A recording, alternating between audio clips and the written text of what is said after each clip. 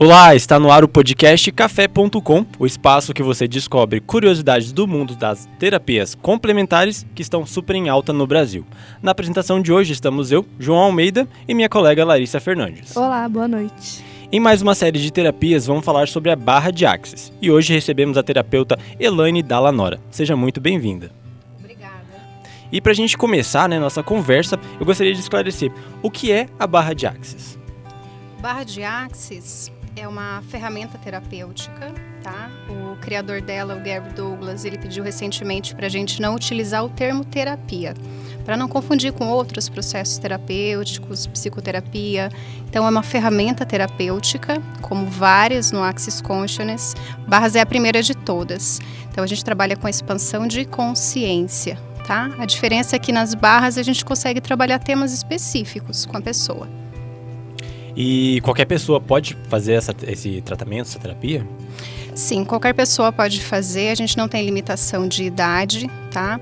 As crianças são super bem-vindas para fazer, elas têm uma resposta ao processo maravilhoso, e as gestantes também, tá? Se a gente levar em conta que tudo que uma gestante vive durante o período gestacional, até mesmo antes da concepção, isso acaba afetando o feto.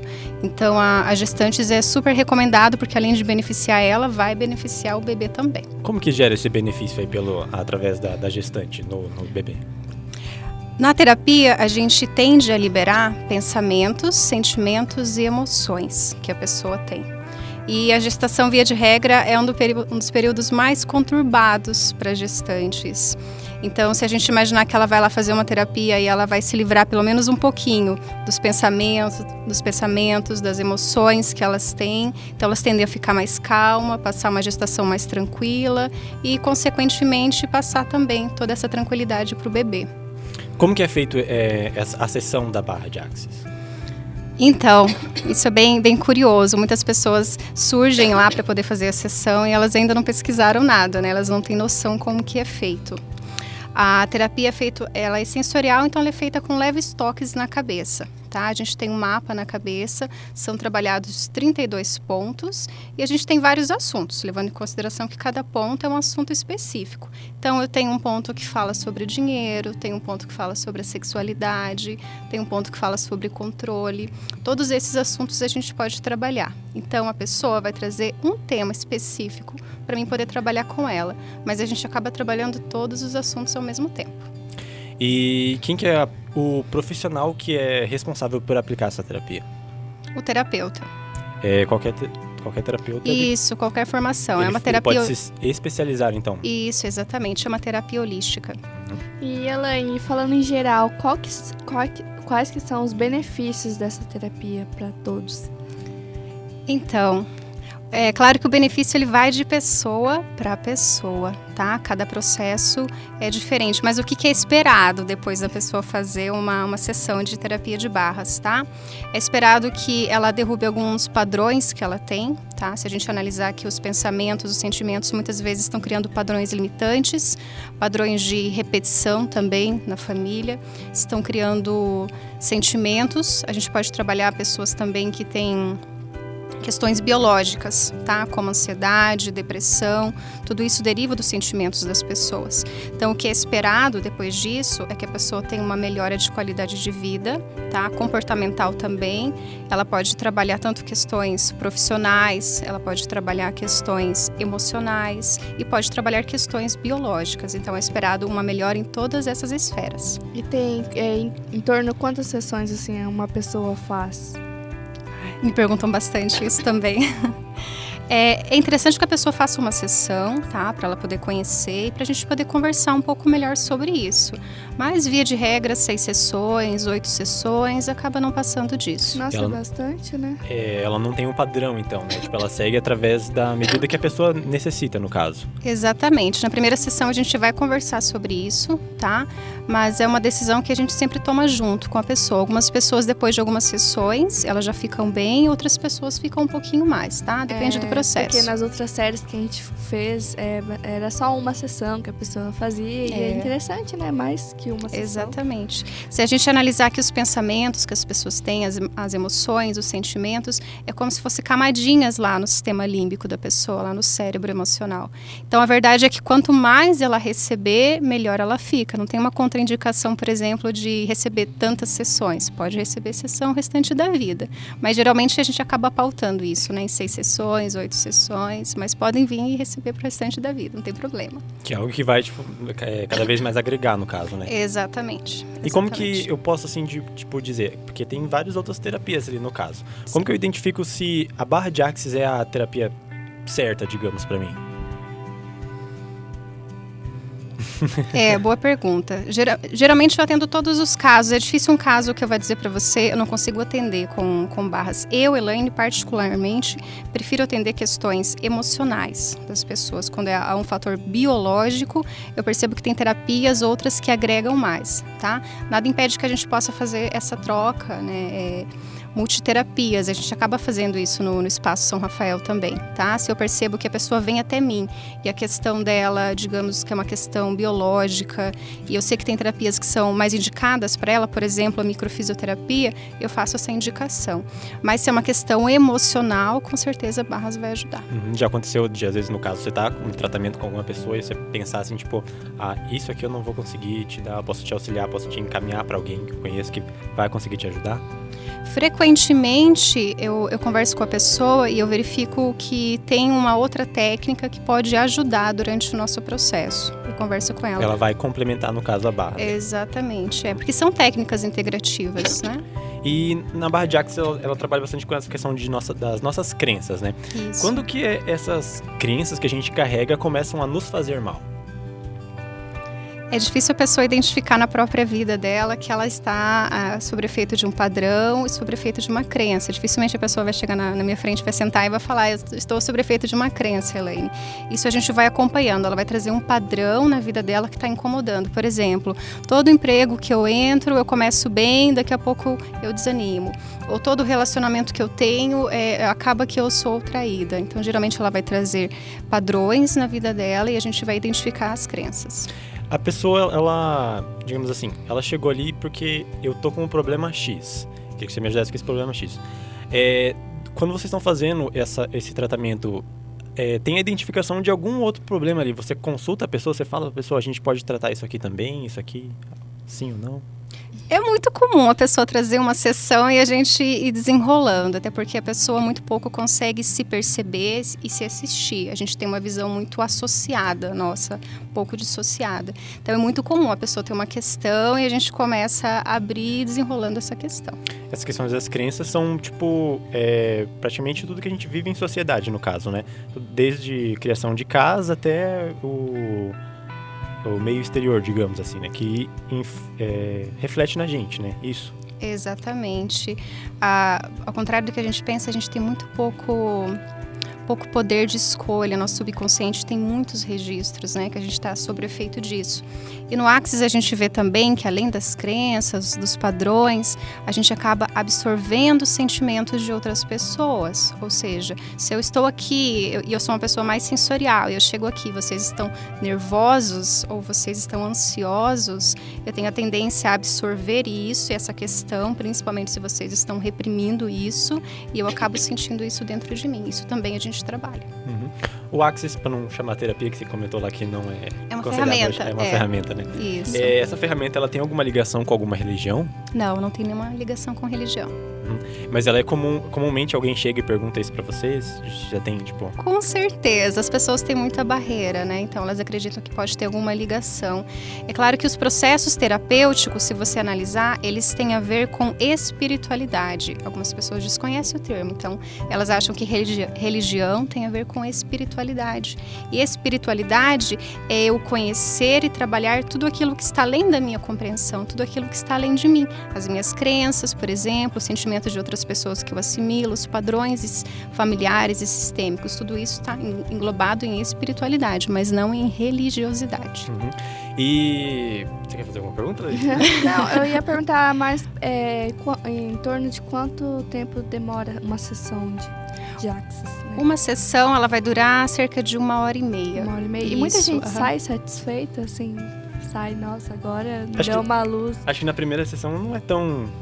Acho que vai mais de mais sessões, né? Isso é muito relativo, porque depende também de como a pessoa recebe a terapia. Como é uma terapia sensorial, a gente tem que imaginar que se for uma pessoa mais sensitiva, ela recebe muitas informações, o corpo dela tem espasmos, ela tem sensações, enfim, a sessão é muito divertida. Se for uma pessoa, por exemplo, visual, então ela sente muito pouco ali.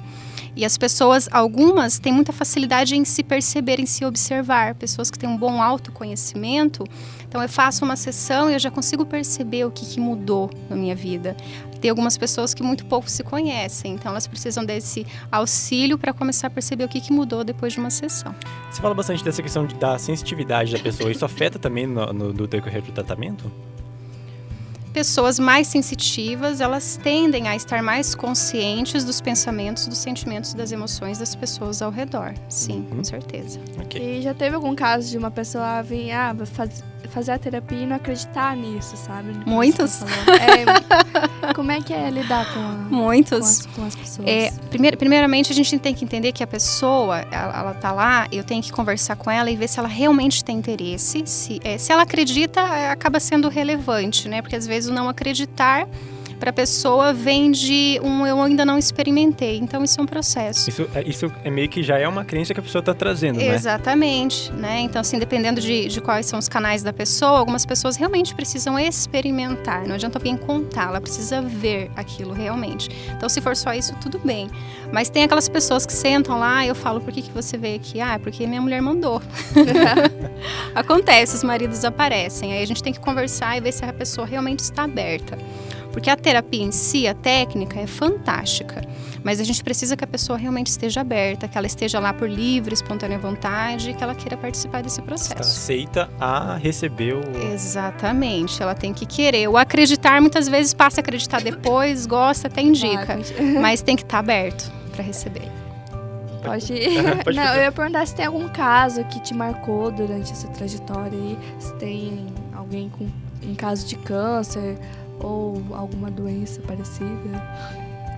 Eu atendo poucos casos biológicos, mas assim, tem vários casos que marcam a gente, realmente. Tem pessoas que durante a trajetória, eu digo que são os cases de sucesso, né? Pessoas que trazem relatos fantásticos. O que eu observo é que, via de regra, esses casos que são fantásticos, né, que acontece, geralmente são pessoas que estão um pouquinho mais trabalhadas, estão um pouquinho mais preparadas e abertas para o processo. Tem uma pessoa que me chamou muito a atenção, que ela veio até mim ano passado. E ela falou que tinha uma questão para trabalhar para mim e passou 2 sessões e ela falou que era uma coisa. Na terceira sessão, ela falou, Elaine, na verdade eu não queria falar, eu tinha um pouquinho de vergonha, minha questão é outra. Ela falou que tinha uma questão no trabalho, que não estava dando certo. Na terceira sessão, ela contou. Ela falou assim, olha, a minha questão é que tem uma pessoa que me deve um valor, e me deve um valor muito alto. De um relacionamento que eu tive, essa pessoa não quer pagar. E eu tô passando necessidade, tá muito difícil e tudo. Aí eu falei, então tá bom, vamos trabalhar. Ou seja, ela tinha padrões naquele sentido, crenças várias, né? Porque aquela pessoa representava para ela uma figura paterna. Então a gente foi trabalhar isso. O que aquela pessoa representava, o que aquele dinheiro representava, as barreiras que ela tinha subido para isso. Depois que a gente trabalhou na 7ª sessão, ela falou, Elaine, eu recebi. E era um valor muito bom. E ela falou assim, eu não acreditava que eu iria receber esse dinheiro. Não tinha certeza que eu iria receber, mas eu recebi. Que legal. Foi a minha última tentativa, ela falou. E agora que a Larissa comentou da doença, né? Então essa ferramenta ela pode auxiliar tanto doenças digamos, psicológicas, desde até doenças físicas, no caso? Exatamente. Tem uma outra ferramenta, porque, veja bem, barras é do Access Consciousness. Então, tem uma outra ferramenta chamada MTV-SS, que eu atendo também, que ela é excelente para pessoas, por exemplo, como vocês comentaram, que estão fazendo tratamento de quimioterapia para câncer. Essa ferramenta, ela é corporal. Então, ela ajuda o corpo a liberar a memória celular que ele está recebendo, as emoções. Querendo ou não, quando uma pessoa ela vai a um hospital, ela entra em contato com outras pessoas que estão doentes também, que têm as suas cargas emocionais, a pessoa sai ainda mais doente, né? O que a gente encontra no hospital, de fato? Então, a pessoa acaba assimilando muito daquilo. A carga vai afetando. Vai afetando. A pessoa não tem nem ideia, mas afeta muito. E esse trabalho com as nossas crenças, ela afeta algo na nossa memória? Como assim? Digamos assim, meio que ela poderia ser capaz, digamos, de excluir algo da nossa memória? Isso é uma pergunta pessoal? Não é nada pessoal, é só uma dúvida, assim, porque ela é como, tipo... É uma consulta. Eu vi algo... Isso é uma sessão? Quando eu tava pesquisando sobre o assunto, eu vi que com crianças dá pra trabalhar questões de como medo, né, e tal. E daí eu queria saber disso, tipo, se tem alguma coisa que possa meio que bloquear ou excluir algo da nossa memória. Você quer dizer... Que nem essa criança, ela tem medo de escuro. Ela pode fazer a ferramenta pra tentar auxiliar, tipo, a perder esse pouco desse medo de escuro. Sim? Entendi. O que acontece é o seguinte, isso que eu tô falando é o entendimento do Access, tá? Uma criança que ela tem medo de escuro, ela pode ter trazido esse padrão da mãe dela, tá? Ela pode ter vivido alguma coisa durante a gestação, ou ela pode, o cérebro dela, já desde que ela nasceu, ele pode ter neuroassociado uma situação ao medo. Então, cada vez que tem o escuro, ela acaba disparando esse gatilho. Então, ela tem uma neuroassociação.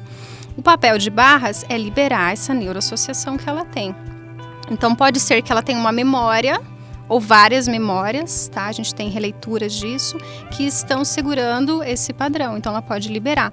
Tem algumas pessoas que não é o papel de barras a gente lembrar, ou a gente fazer uma regressão, alguma coisa assim. Sim. Mas já aconteceu, pessoas que eu atendi, que durante a sessão veio a memória, liberou, é como se tivesse liberado o acesso para ela àquela memória. Algumas pessoas que depois da sessão comentam, Elaine, aquilo que a gente trabalhou, eu tive um sonho e eu lembrei tudo o que aconteceu e a pessoa traz, então pode acontecer sim. Nos outros podcasts, como eu falei pra você, a gente trabalhou o Reiki e eu queria saber se tem alguma diferença entre... Quais são as diferenças entre essas terapias? Porque elas são bem parecidas. Reiki e barras. Né, os dois. Isso. Eu adoro o Reiki, primeiro deixa eu falar. A diferença do Reiki é que é uma energia que ela vai equilibrar os chakras. Tá? Então ela vai trabalhar com os chakras da pessoa e vai fazer o equilíbrio. Eu percebo que em várias técnicas tem muita similaridade, a gente vai conversando e tem muita coisa parecida entre as técnicas. E o Reiki, por exemplo, tem alguns pontos que a gente vai trabalhando e puxando a energia em barras que parece com o Reiki, que é nas mãos, que é no chakra coronário, que a gente trabalha essa energia de forma parecida. Mas o Reiki, até onde o meu curto entendimento vai, ele vai alinhar os chakras da pessoa, tá? E barras vai trabalhar assuntos específicos, vai liberar os pensamentos, sentimentos e emoções. Tanto que ela teve nessa vida ou que ela trouxe em memória dos pais. Digamos assim, pode ter questões também, tipo, não só dos meus pais, mas eu posso trazer alguma coisa dos meus avós, dos meus... Sim, mais passados, assim, digamos. muitas gerações passadas, tá? A gente tem, existe um livro chamado Biologia da Crença, que é do Bruce Lipton. Ele fala um pouquinho qual que é a construção da crença a nível de DNA, tá? Ou seja, se lá atrás eu tive uma avó que, para que a vida passasse adiante, para que ela pudesse cuidar dos filhos, ela precisou abrir mão da carreira, por exemplo. Isso pode ficar registrado no DNA. Ou que ela precisou passar fome para poder dar comida para os filhos, então ela pode ter registrado no DNA essa questão, né? Eu preciso passar por essa situação para passar a vida adiante, essa memória de escassez. Então sim, isso vai ficando no DNA, então você pode ter uma memória ativada tanto dos seus pais, quanto uma memória que você não faz ideia realmente, que a gente não sabe se é dos bisavós, trisavós, enfim. E... Não? Eu posso, do período de tratamento, eu gostaria de, talvez, me associar a algo que eu acabei esquecendo por algum trauma, por algum por algo que aconteceu na minha vida que eu acabei bloqueando isso, mas eu queria lembrar isso. Eu consigo também através da ferramenta? Você está querendo lembrar alguma memória? Não é, digamos aqui que não é nada pessoal, novamente. Tô brincando. Você quer saber se você consegue recuperar alguma memória? Tipo, recuperar alguma memória, é isso. Tá. Primeiramente, vamos lembrar que nem sempre é positivo para uma pessoa fora de um processo terapêutico, não é uma psicoterapia, alguma coisa assim, recuperar uma memória, tá? Porque até que ponto, né, que você vai lidar com aquela memória e como que vai ser uma catarse, um processo. Então, nem sempre é positivo você recuperar essa memória. A grande vantagem de Barras é exatamente isso. Eu não preciso necessariamente buscar as memórias e ficar falando, a gente vai liberar, tá? Então, assim, o que você tiver ali de padrão, de emoção, a gente vai fazer a liberação. Muitas vezes eu libero a emoção que você teve, que você neuroassociou, que é o gatilho, mas a memória em si, ela está lá protegida, tá? A gente tem que pensar que existe algum motivo para você ter bloqueado aquela memória, tá? Para o teu subconsciente ter bloqueado aquela memória. Então, acaba não sendo papel nosso liberar essa memória. Claro que existem outras ferramentas.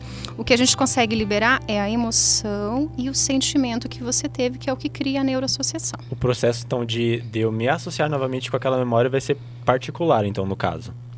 Algumas pessoas acabam tendo uma liberação, mas eu percebo que isso parece que é como se fosse uma permissão. Parece que quando é uma memória que ela já dá conta de olhar para isso. Como sabe? se fosse uma aceitação, então. Agora eu consigo. Exatamente. Isso que eu quando já é leve para ela. Tem gente que não conseguiu associar. Tem muitas pessoas, né? Muita coisa a gente não lembra. A grande parte dos eventos a gente acaba não lembrando. Então, o que a gente faz a liberação são dos padrões, tá? Muitas pessoas realmente não lembram, o que acaba sendo positivo, tá? Porque muitas vezes, se você relembrar, você vai acabar revivendo e tendo uma releitura. Então, não é muito mais interessante que você apenas libere o sentimento que está desengatilhando aquilo? Muito melhor.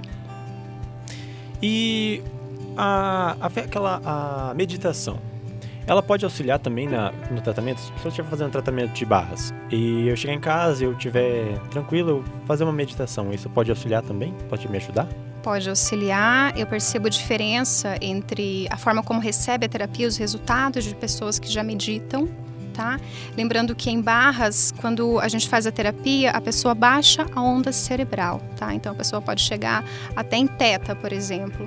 Então eu observo, teta a gente pode chegar na meditação também, dependendo da pessoa. Então eu percebo que a pessoa que ela já medita, ela consegue baixar a onda cerebral melhor. E quando ela entra em teta, sim, ela pode acessar essas memórias. Isso é bem interessante. E é muito difícil meditar, né, gente? Nossa. Exatamente. É então, uma coisa pode ajudar a outra, tá? Barras pode ajudar na meditação e meditação pode ajudar em Barras. Lembrando que o processo meditativo, ele ajuda a trazer autoconhecimento para as pessoas, que é fundamental no processo terapêutico. Se a pessoa já chegar, então, se a pessoa já faz meditação e chegar para fazer a ferramenta, vai ser melhor ainda. Né? Melhor ainda, com certeza. Ajuda bastante. Você tem mais alguma pergunta, Larissa?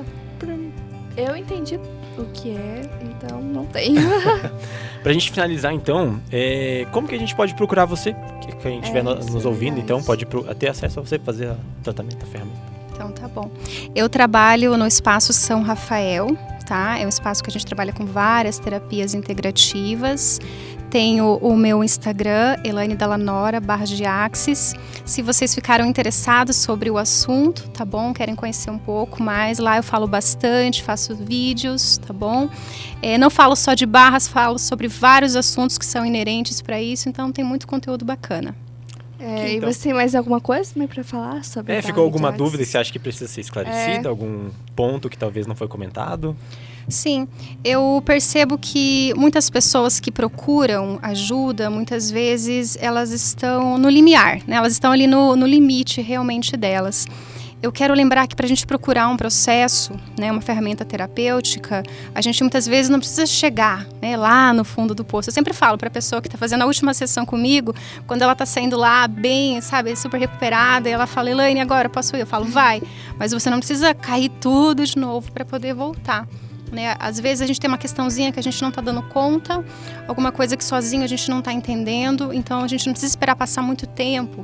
Vai, entende um pouco, se conhece, né? Conhece outras ferramentas, mas esse processo de se trabalhar, de se conhecer, é algo para a vida toda, né? Não é uma coisa que a gente faz assim, tapando buraco, quando eu não aguento mais eu vou lá e faço. É algo, igual você falou da meditação, falou do Reiki. Nós que trabalhamos com terapia também, a gente tem esse compromisso de estar sempre se trabalhando. Eu recebo barras toda semana. Então, gente, é uma coisa para a vida toda. São técnicas que a gente faz a vida toda. Eu esqueci de falar um pouquinho também, como a gente está no meio acadêmico, né? É um trabalho acadêmico. Os adolescentes, adultos agora, na faculdade, têm muitos problemas, né? Agora, depressão, ansiedade. Você já recebeu bastante estudantes? Eu recebi e recebo muitos estudantes, tá? O que acontece, eu, Elaine, particularmente, isso é um ponto de vista meu, tá? Eu percebo que antes de entrar na faculdade não é feito um trabalho de conversar com esse adolescente, de ouvir um pouco, de explicar muitas coisas. Entra um pouco despreparado e depois tem uma sobrecarga, chega um momento que não aguenta mais. Aí chega onde eu falei que é o fundo do poço, né? Mas assim, não trabalhou antes. Onde estamos. Isso também é uma pressão da que já traz de fora também pra gente, né? Porque a gente tem que entrar na faculdade, a gente tem que ser alguém, né? Tem que se formar. Exatamente. Se a gente imaginar que o cérebro, a maturidade cerebral do neocórtex está pronta com 21 anos de idade. Com quantos anos que uma pessoa escolhe a faculdade? 17, 16, 18. É um pouco cedo, é bastante sobrecarga. É muito bom que essas pessoas estejam sendo atendidas. Até mesmo para poder saber se essa escolha delas é uma escolha certa. Se você está escolhendo isso motivado pela frustração dos seus pais, ou se você está escolhendo isso motivado por um amor. A gente fala muito isso no Axis de ponto de criação, ou seja, eu estou criando a minha profissão, estou criando a minha carreira a partir do quê? A partir do quê? Dos pontos de vista que eu comprei dos meus pais, da frustração de quem não foi formado, de quem gostaria de ter feito tal curso, ou a partir daquilo que eu realmente gosto muito de fazer. Atendo muitos casos de pessoas formadas, pós-graduadas, que não conseguem exercer. Ok, então, muito obrigado, Elaine. Acho que é isso. É isso, né? Pode finalizar, então? Então é isso, gente. Café.com fica por aqui. O programa é desenvolvido pelos alunos do 7º período do curso de jornalismo do Centro FAG. E no próximo podcast você confere mais sobre as terapias alternativas. Até mais. Obrigada. Eu agradeço a participação. Obrigado, viu?